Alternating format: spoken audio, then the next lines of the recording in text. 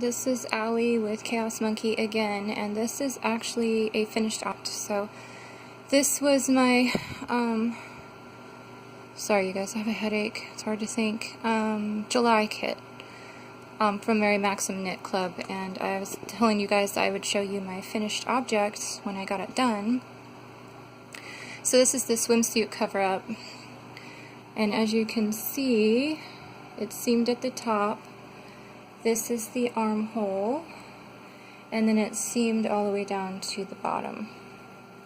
And I did this type of seam, I don't know if you guys can see this, where what I did was pretty much go under the two top stitches, so you wouldn't really see the thread that I was sewing up as much.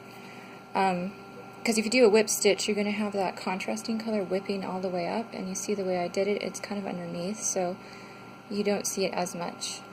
And I did it at the top too, and I did it that way at the top for structure. See how I kind of went under and kind of cinched it and then stretched it back out? Because this is really stretchy yarn, and so if you don't give it that structure at the shoulder, it's gonna stretch off of you. So, and I've hung this up on her for 3 days, and it hasn't stretched off, it hasn't overstretched. So, you know, I would just say when you pin your pieces together to do it hanging, and mark where you want your arm to start and all of that, because if you try to do it on your lap or laying flat, you might cinch it up too tight, because this yarn stretches out a lot. There's a big difference between when it's resting on your in a pile or on your flat surface versus when it's hanging. So if you stitch it up, ooh, sorry about that, my camera's doing weird things. If you stitch it up flat, like it says to you in the instructions, like to lay it flat, it could be cinched too tight when you hang it, if you get what I mean. I did it in a size 9 needle, and I did the garter stitch edge in a size 8. So I would recommend going down a needle size because it will stretch at the shoulder and at the neckline.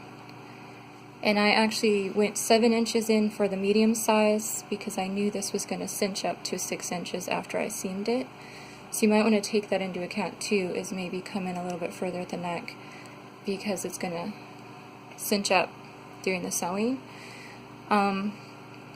This fits me. I have about the same shoulder width as the mannequin, so that's about how it fits me, but my waist is bigger and my butt's bigger than the mannequin.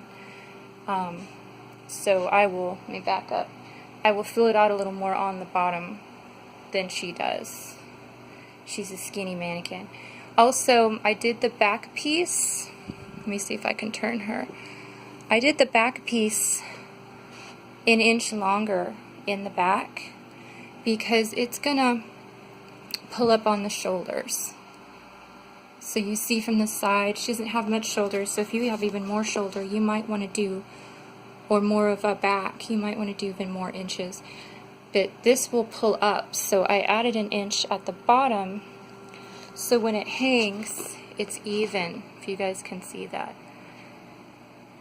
It's a lot more even than it would have been if I hadn't added an inch to the back when I sewed them together. So when you look at it from the front, it doesn't ride up in the back. It's pretty much even. See how you can see it in the back? Level with this, because I did make it an inch longer. And I'll tell you, I did it by accident. But when I put it together, I was like, I should have thought of doing it that way, because you do that with sweaters and stuff. You either put short rows in the shoulder to make sure it hangs correctly, or you add a little more length in the back so that it does hang correctly. It doesn't ride up over your butt like that. So I kind of got lucky because I overshot it a little.